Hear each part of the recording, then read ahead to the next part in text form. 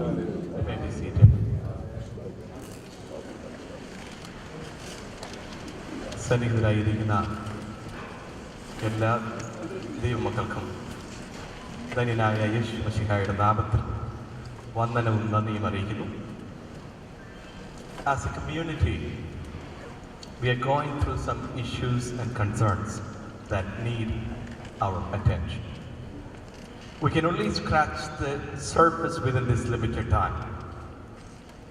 We are blessed to have some qualified people to speak about some of these concerns today. Be prepared to get challenged.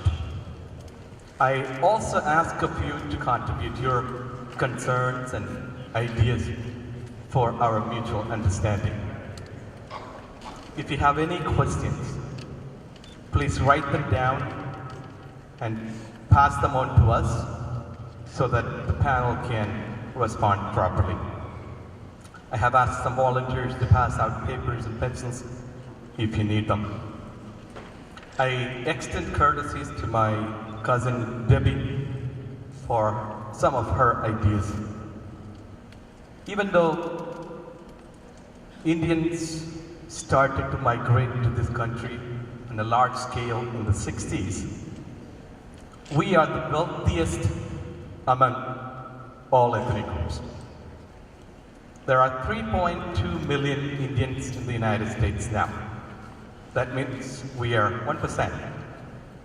But 38% of the doctors, 36% of NASA scientists, 34% of Microsoft employees, 28% of IBM employees, 17% of Intel scientists are Indians.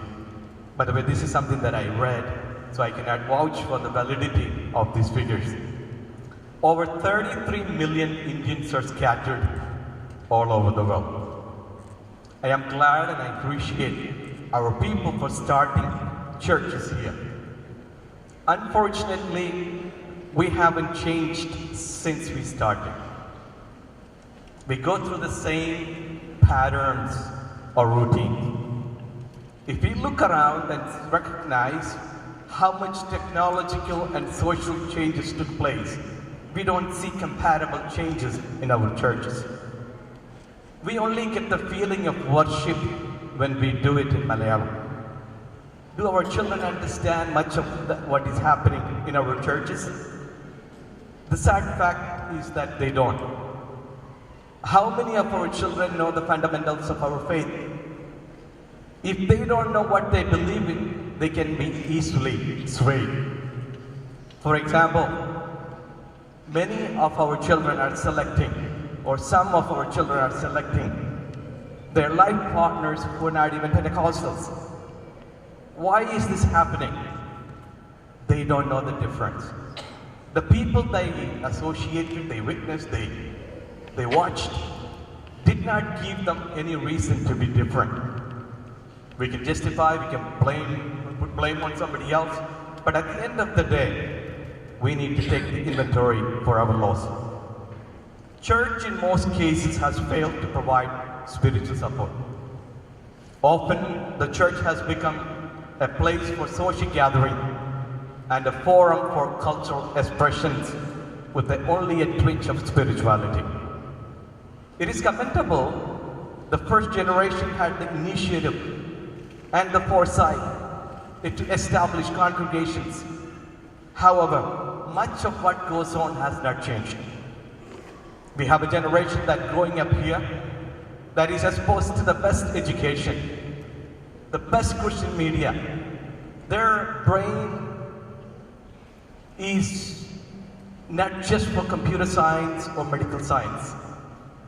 It can process spiritual input also with the same efficiency.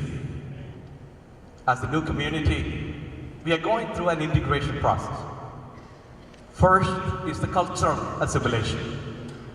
Then comes structural assimilation. And finally, marital assimilation. As a new community, we are also going through this.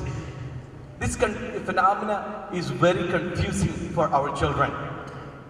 They do not know how to cope with this biculturalism. Therefore, they are making up two versions of themselves. An American version for the church, the school, colleges, and their workplace. An Indian version for family, friends, and church. They know this duplicity is damaging and wrong. They are longing to put these two cultures into one identity. Is there Americanism sin? Are all Indian values and traditions godly? If they could just figure out if God was an American or Indian, everything would snap into place. One of the gravest mistakes many communities do is to call themselves Christian and all other cultures categorically inferior and sinful. This false assumption is a prideful insult to our Creator, who revels in the rich, beautiful diversity that He has created. God is not a Malayali. Neither is He American, French, or Chinese. Our parents spent their time working their way up the social and economic ladder. Starting with nothing, they worked long hours and made great sacrifices to get you where you are today. Their dream of providing a comfortable home and a good education for their children seems to have been fulfilled. All except for one thing. Deep within, they sense a vast chasm developing. There seems to be a void that it is almost impossible to connect heart to heart with their own offspring. Kid seems to be living in a world that is so different than the parents. Children need love more than things. We must give our children our time. Professor Howard Hendricks of Dallas Theological Seminary was invited to speak at a big conference, and he respectfully declined. They compelled him.